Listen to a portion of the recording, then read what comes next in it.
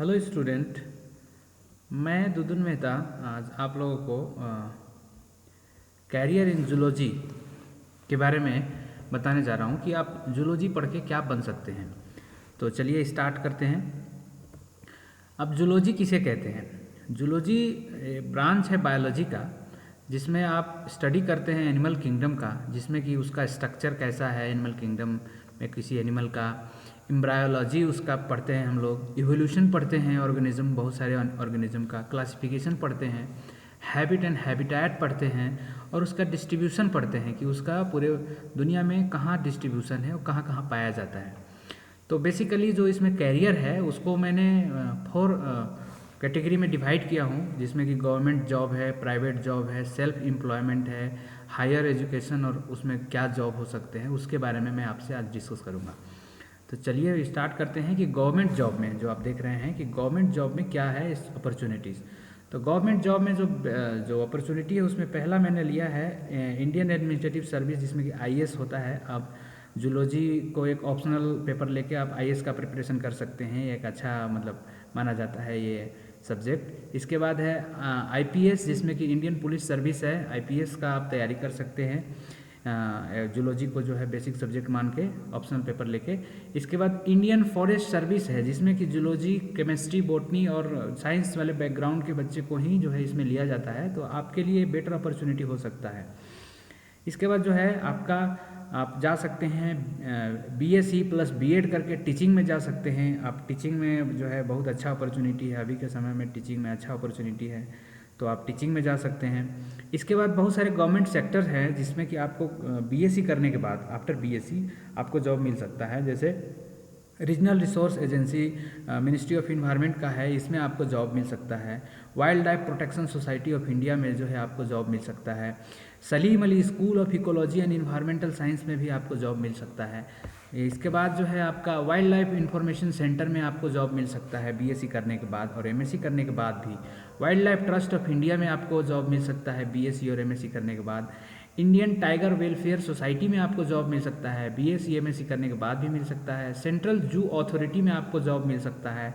Bombay natural history society में आपको job मिल सकता है। इसके बाद centre for science and environment में आपको जॉब मिल सकता है। Ashoka trust for research in ecology and environment में आपको जॉब मिल सकता है। आप लैब असिस्टेंट के तौर पे जूलॉजी में बीएससी करने के बाद लैब असिस्टेंट के तौर पे जो है आप काम कर सकते हैं। गवर्नमेंट सेक्टर में इसमें जॉब रहता है, लैब में एक असिस्टेंट की ज़रूरत होती है, जो जूलॉजी में जो ग्रेजुएशन किए रहते हैं उनको लिया जाता है। फिशरीज एंड एक्वा कल्चर में आपको जॉब मिल सकता है। सरकार के जो फिशरीज एंड एक्वा कल्चर का डिपार्टमेंट है और जो यूनिवर्सिटीज़ हैं उसमें आपको जॉब मिल सकता है एज ए जूलॉजिस्ट। इसके बाद प्राइवेट में जो है आपको जॉब मिल सकता है, एज ए जूलॉजिस्ट आप काम कर सकते हैं। इन्वायरमेंटल कंसल्टेंट के तौर पे आप काम कर सकते हैं प्राइवेट सेक्टर में।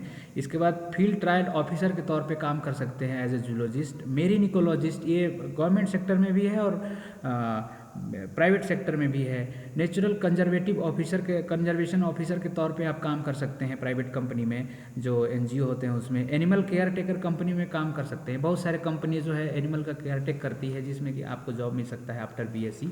इसके बाद वेटनरी ऑफिसर के तौर पर आप काम कर सकते हैं। बीएससी करने के बाद वेटनरी का कोर्स होता है, उसको करने के बाद वेटनरी ऑफिसर के तौर पर, वेटनरी डॉक्टर के तौर पर आप काम कर सकते हैं। पेस्ट कंट्रोल ऑफिसर के तौर पर काम कर सकते हैं। इंटोमोलॉजी का स्टडी करने के बाद पेस्ट कंट्रोल जो है उसमें आप काम कर सकते हैं। पेस्ट कंट्रोल कंपनी में जो है बनाता है, जो पेस्टिसाइड बनाता है, उसमें आप काम कर सकते हैं। इसके बाद जो है सेल्फ एम्प्लॉयमेंट आप क्या कर सकते हैं। सेल्फ एम्प्लॉयमेंट में आपके पास अपॉर्चुनिटी है फिशरीज एंड एक्वा कल्चर। बड़े पैमाने पर आप तालाब में जो है अपना तालाब बनाएंगे और एक्वा कल्चर करेंगे, फिशरीज करेंगे जो है, और जो है इसमें काम कर सकते हैं आप। इसके बाद गोट फार्मिंग कर सकते हैं। गोट फार्मिंग का काम जो है सेल्फ एम्प्लॉयमेंट में आता है, आप कर सकते हैं उसको बड़े पैमाने पे। एपी कल्चर कर सकते हैं। मधुमक्खी पालन जो होता है, मधुमक्खी पालन आप कर सकते हैं बड़े पैमाने पर, इसका ट्रेनिंग लेकर के। पॉल्ट्री का काम कर सकते हैं। जैसे जूलॉजिस्ट आप जूलॉजी में जो है बीएससी करने के बाद और ट्रेनिंग लेने के बाद पॉल्ट्री का काम अच्छा से कर सकते हैं, जिसमें बहुत अच्छा इनकम है। डेयरी का काम कर सकते हैं। आफ्टर बीएससी जो है आप ट्रेनिंग लेकर के डेयरी का काम कर सकते हैं।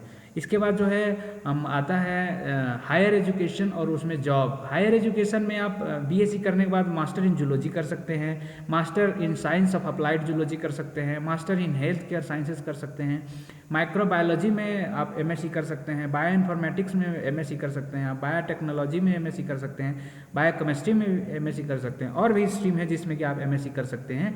उसके बाद उसके साथ साथ आप मतलब एक और ऑप्शन है आपके पास, एमबीए कर सकते हैं, मास्टर ऑफ बिजनेस एडमिनिस्ट्रेशन जो है आप कर सकते हैं एमबीए, उसमें भी जा सकते हैं। इसके बाद अगर ये सब आपको अच्छा नहीं लगता, अगर आप टीचिंग में अच्छा रखते हैं इंटरेस्ट, तो आप पीएचडी कर सकते हैं। पीएचडी करने के लिए आपके पास सीएसआईआर का डिग्री होना चाहिए, जो कि पीएचडी में एनरोलमेंट में हेल्प करता है। और कुछ यूनिवर्सिटी जो कुछ इंस्टीट्यूशन में सेल्फ मतलब उनका अपना एंट्रेंस टेस्ट होता है जो आपको क्वालिफाई करने होंगे, तो उसके लिए तैयारी करना होगा। और इसमें आप रिसर्च साइंटिस्ट बन सकते हैं, प्रोफेसर बन सकते हैं, और आपके पास बहुत अपॉर्चुनिटी हो सकता है। इसमें हाईली पेड जॉब होते हैं, तो पीएचडी के बाद आपके पास बहुत ऑप्शन है। तो ये अपॉर्चुनिटीज़ है आपके पास। अगर किसी तरह का डाउट होगा तो आप मुझे कमेंट सेक्शन में कमेंट कर सकते हैं, मैं इसको क्लियर करूँगा। धन्यवाद।